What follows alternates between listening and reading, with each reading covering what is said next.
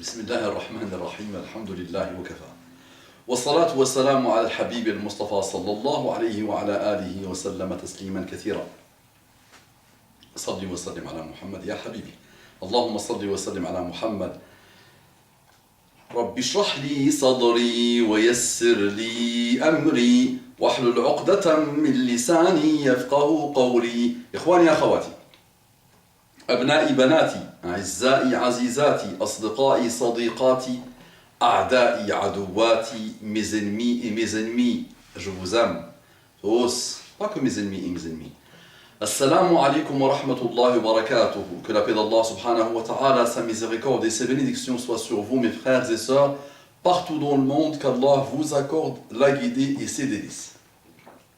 Mes frères et sœurs non musulmans, quelle belle fraternité. Non, encore pas musulmans. Alors il faut rajouter encore pas musulmans. Qu'Allah vous accorde la guidée et ses délices.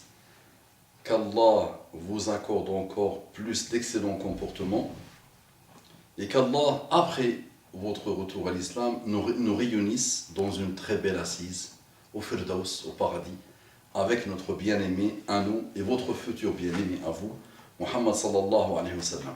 Et cette histoire de jupe, je ne sais pas si je ris ou si je pleure ou si je fais une grimace de koala ou de singe. Je ne sais pas, wallahi, je ne sais pas.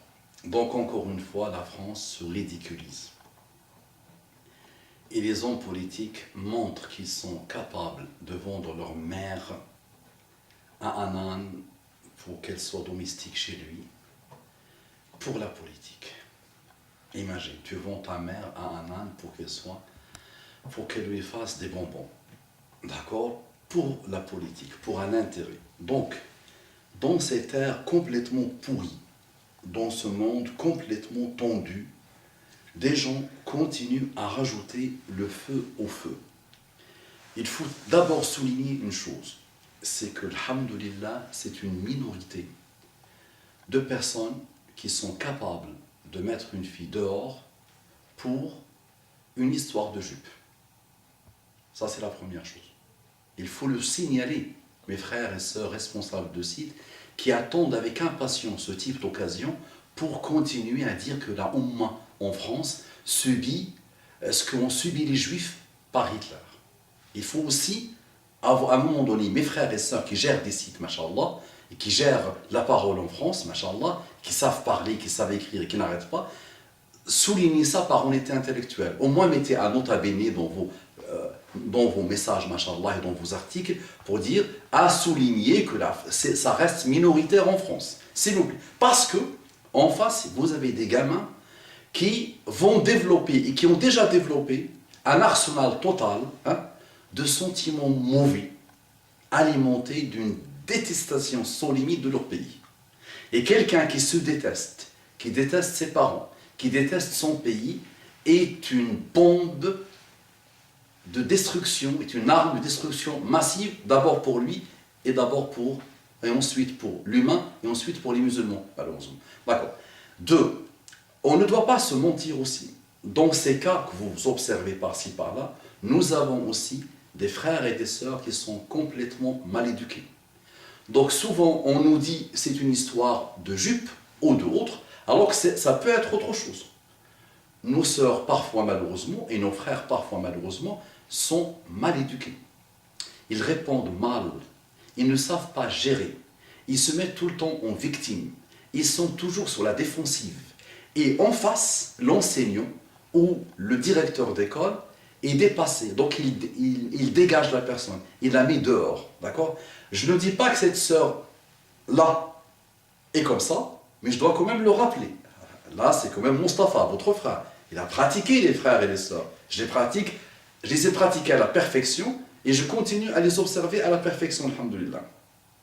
3. Revenons maintenant à l'histoire. Si une minorité en France d'enseignants ou de directeurs sont capables de mettre une fille dehors, de l'exclure de l'enseignement, elle qui a subi cette robe par la pression que son père lui met, que son frère lui met. Donc elle est soumise à la volonté de son père.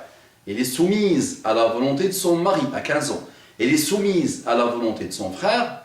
Donc, imagine quand tu l'exclus, on ne cesse de dire ça depuis quelques années. Si tu l'exclus du système, tu fais quoi? Ah, c'est le coup fatal pour elle, la pauvre. Tu l'exclus du système de l'enseignement, d'apprendre quelque chose, d'ouvrir sa tête, de s'émanciper, masha'Allah, hein, de la main mise de son père ou de son frère, sachant que nos amis français doivent enfin comprendre, nos amis français non musulmans doivent enfin comprendre que personne ne peut mettre la pression à personne. Donc, que ce soit dans un pays musulman ou que ce soit dans un pays non musulman. Il n'y a aujourd'hui personne. Moi, je suis père de 5 filles, de 7 filles, alhamdoulilah. Je n'ai aucune pression à mettre. Je leur apprends, je réponds à leurs questions, j'essaie de leur donner un maximum pour vivre et survivre dans ce monde, hein, mais je ne peux pas mettre de pression. Demain, ma fille décide de ne pas mettre le hijab, je ne peux pas, je ne peux rien faire, ou je ne peux rien dire. De toute façon, il n'y a rien à faire. Si quelqu'un refuse la pudeur, tu lui dis quoi? Tu ne vas pas lui imposer ça. C'est son problème, c'est lui qui rendra des comptes. D'accord? Donc, si tu l'exclus de l'école, tu fais quoi? Qu'est-ce qu'on a gagné? Toi qui nous parles de droits de l'homme, qui nous parle de pédagogie, et qui nous parle d'humanisme, et qui nous parle de la femme et ses droits, et son égalité avec l'homme, et tout ça. Donc, voilà. Donc là, il y a une aberration. Il y a une aberration malheureuse. Maintenant, cette jupe-là n'est pas musulmane. D'accord? S'il vous plaît, vous allez, s'il vous plaît, nous mettre sur les rectorats, dans les sites des rectorats, ou les sites de l'enseignement à la française, s'il vous plaît, tous les habits, s'il vous plaît, et vous nous mettez laïque, musulman, islamique. Ostentatoire laïque, voilà, je vous donne la nomenclature. Vous nous mettez tous le string, vous allez mettre string, voilà, laïque ou ostentatoire musulman, d'accord? Vous nous mettez la jupe, vous nous mettez la robe, vous nous mettez le mini-jupe, vous nous mettez, s'il vous plaît, tout, parce que sinon on ne va plus s'en sortir. Wallahi.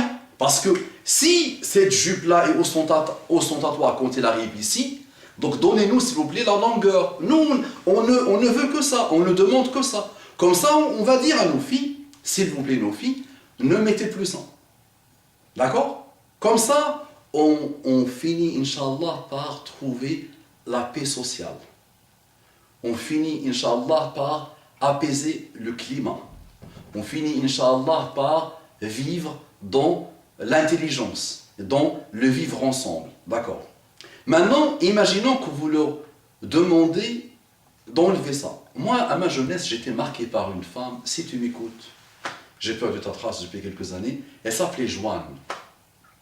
Joanne, une Polonaise, extraordinairement brillante cette fille, extraordinairement brillante, machallah. Et elle était tout le temps en robe longue, très longue. Elle était caractéristique, subhanallah, par ses robes longues. Elle n'était pas musulmane. Donc qu'est-ce que vous faites? Hein? Qu'est-ce que vous faites? Je vais vous apprendre une information. Souvent, d'accord, ou de temps en temps, ces sœurs-là qui portent ces robes ne prient même pas. Ne prient même pas. Le lien avec l'islam, c'est la prière. La prière est beaucoup plus obligatoire que la robe, ou que la pudeur, d'accord? Et souvent, donc, elles mettent ça par, parfois, crise d'adolescence, par démagogie, par différenciation, pour embêter le monde, d'accord? Hein? Donc il faut le savoir aussi, ostentatoire islamique ou pas ostentatoire islamique, sachez-le, d'accord? Parce que vous êtes dans un autre monde. Wallahi, nous, personnellement, moi j'ai fait le tour de ces noms musulmans à la française. Je sais comment vous réfléchissez. Maintenant, faites un effort aussi pour comprendre l'autre. Est-ce que quelqu'un aujourd'hui, dans le monde d'aujourd'hui, s'il veut vraiment porter un habit ample ou un habit long, pour ses croyances religieuses, et il ne te demande pas de le faire toi, il ne te demande pas de faire comme lui, est-ce qu'il a le droit ou pas? Mais dans quel pétrin on tombe? Aujourd'hui, wallahi, je le jure par Allah subhanahu wa ta'ala, et ça, subhanallah, ça fait 20 ans que quelques-uns le disaient. Le frère Mohamed Patel le disait déjà il y a plus d'une... Allez, 18 ans à peu près, je me rappelle, il disait ça. Il disait que c'est... La laïcité aujourd'hui est devenue une religion. Et une religion parmi les pires et parmi les plus extrémistes. On nous parle d'ouverture de la religion ou de tolérance de la religion, mais aujourd'hui, la religion, quelle qu'elle soit, est beaucoup plus tolérante que la religion laïcard, malheureusement, laïque. Attention, faites attention à ça, messieurs et dames, les laïcards. Faites vraiment attention, vous êtes en train de devenir extraordinairement répugnant et extrémiste, vraiment. Là, le clergé d'il y a quelques centaines d'années doit se sentir petit à côté de ce que vous êtes. Pourquoi vous voulez voir un monde complètement moulé dans un moule où celui qui sort d'un atome ou d'une once est quelqu'un d'extraterrestre qui doit être combattu? D'accord? Donc revenons sur Terre, s'il vous plaît. Revenons sur Terre. Maintenant, mes sœurs, ils vont aller. Si jamais ils vous interdisent encore de mettre la robe longue, parce qu'ils vont parler encore, ils vont parler, il va y avoir des émissions, et des experts, et des gens qui vont parler de vous, et je ne sais pas quoi, et vous allez menacer l'équilibre de la République. Masha'Allah, ben, qu'est-ce que vous faites? Vous mettez un long pantalon ample, et vous mettez une jupe, mini-jupe, comme ça, jusqu'à là. D'accord. Et alors, qu'est-ce qu'ils vont faire? Pudeur. Pantalon, non, qu'est-ce qu'on fait après? Donc ils vont vous dire, ah oui, le pantalon, il n'est pas, il n'est pas pour la République, il menace encore la stabilité, et on ne s'en sort plus. Donc c'est trop bas. Wallahi, moi quand je vois ça, je ne sais pas ce que... Il n'y a rien à dire, subhanallah, il n'y a rien à dire. Quand on est intelligent, quand les athées ou les laïcards se prennent pour des hommes ou des femmes intelligentes, à un moment donné, élevez le niveau. Élevez le niveau. Les musulmans sont là, il n'y a rien à faire. Ils sont là, rien à faire. Soit, et ils sont français, rien à faire. Ils sont là installés, rien à faire. Dès que tu leur dis intégration, tu les insultes. Il n'y a rien à intégrer en eux. Ils sont beaucoup plus intégrés que toi. Majoritairement, ils aiment la France. Majoritairement, ils aiment la France. Ils ne peuvent pas vivre ailleurs. Eux, c'est maximum un mois ailleurs. Et même ce un mois, ils ne veulent plus le passer à l'étranger, dans leur pays. Ils partent en Turquie. Ils partent en Thaïlande. Ah, même leur pays d'origine, c'est au tout début de l'enfant jusqu'à 10-15 ans, mais après ils ne veulent même plus aller dans leur propre pays. Ils trouvent ça bizarre par rapport à leur culture française. Ils sont fiers de leur culture française, même si, par adolescence malheureuse, par frustration, par le fait qu'ils ne savent pas dans quel ni'ma, quel bienfait ils ont vécu, hein, madame, parfois ils aiment dire que ça ne va pas, que même les Français non musulmans, qu'on appelle de souche, ils n'arrêtent pas de critiquer la France et d'attaquer la France et de rabaisser la France dès qu'ils partent. Dès qu'ils prennent l'avion, tu commences à entendre l'écoulement de leur larmes de l'âme, c'est les larmes de l'âme, parce qu'ils ne vont pas le manifester, que la France leur manque. Et tu vas voir qu'ils vont manger français. Au bout d'une semaine, en Indonésie, ils vont chercher français. Ils vont essayer de trouver des Français. Ils vont essayer de parler avec des Français. Ils vont faire des actions et des jeux français, d'accord? Et la même chose, vous leur avez, dans leur culture française, que vous avez inculqué à vos Français de souche et à vos Français d'origine autre, il y a cette manière de toujours se plaindre. Ils aiment se plaindre. Donc vos musulmans ne font pas exception à la règle, s'il vous plaît. Donc j'ai voulu, moi quand j'interviens, moi quand j'ai vu ça passer, je me dis, j'espère que je ne vais pas devoir intervenir dans ça. Donc j'essaie de me conseiller et de vous conseiller, mes frères et sœurs. Revenons à un minimum de raison. Revenons à un minimum d'intelligence. D'accord? Maintenant, que faire? Cette chose-là qui a mis dehors une fille parce qu'elle porte... Imaginons, attention, là je pousse vraiment, je fais confiance. Si la fille n'a pas fait des comportements mauvais, comme ceux qu'on connaît, attention, on les connaît bien, nos frères et nos sœurs, on les connaît parfaitement bien. Même les reconvertis à l'école, ils sont malades mentaux quand ils deviennent musulmans. Subhanallah. Donc imaginons que cette fille, gentille, respectueuse, respectable, a été mise dehors pour l'Europe. Je vous dis, il faut absolument que la personne qui a fait ça, ce directeur-là, le regrette à vie. D'accord? Donc au niveau local, pompez-lui la vie de manière légale. Lettres, mails, lettres recommandées, manifestations. Faites tout ce qui est possible légalement pour que ça ne se reproduise plus. D'accord? Demandez de le rencontrer, demandez de lui parler, Demandez aux familles de signer des pétitions pour le voir devant vous, pour qu'il s'explique, pour qu'il montre vraiment sa bassesse ultime. D'accord? Ne laissez pas passer ça au niveau local. Ne laissez plus passer ça au niveau local. Sinon, demandez à la loi d'intervenir. Ok, madame la loi, bismillah, interdisez-nous l'Europe. Pas de problème. On passera à autre chose. D'accord? Mais il ne faut plus se laisser faire. Non. Il faut prendre votre vie à bras-le-corps. Il faut commencer à être dans la politique française. Au niveau local. Local d'abord. Hein? Il faut commencer à être au niveau local. Il faut commencer à voter. Moi, je vous dis. Moi, quand je vois la droite aujourd'hui bouger, quand je vois la droite bouger là, je vous dis, mais mettez-les dehors. Vous êtes 5 millions. Ils disent que vous êtes 5 millions. Hein? C'est bon, cette droite-là qui n'arrête pas de vouloir faire plaisir à sa copine Front National, vous les dégagez, point. Oui, mais le socialiste on fait. Ben, au moins les socialistes, là, moi je ne suis pas ni socialiste, ni les droites, attention. Mais on prend le moins pire. Aujourd'hui la droite vous défie jusqu'au bout du bout. Très bien, vous les dégagez. Apprenez à être des citoyens, prenez vos cartes, votez, Inch'Allah, hein, et dégagez-les au niveau local, dégagez-les au niveau départemental, régional, et vous les dégagez.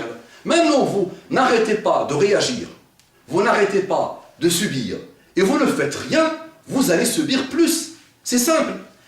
Tant que tu n'es rien devant l'homme politique, tant que tu ne représentes rien, tant qu'il n'y a pas un intérêt électoral derrière, ben ils vont t'écraser, t'écraser, t'écraser. Et une fois que tu es écrasé dans les profondeurs de la terre, ils vont uriner sur toi. Et tu dois dire Amen, c'est beau, c'est joli. D'accord? Hein, et quand tu perds la tête, tu pars en Syrie, et ils vont dire voilà, il est méchant. Il est parti tuer des gens, il est méchant, dès qu'il arrive, on va le tuer. Il vaut mieux qu'il meure là-bas, donc on va lui faciliter la sortie. Vous savez, ils le font, ils vous facilitent la sortie, mais ils ne veulent pas que vous reveniez. Dès que vous revenez, 25 ans de prison, 30 ans de prison, ils débarrassent. Donc, tu perds. Donc à un moment donné, soyez des gens responsables. D'accord?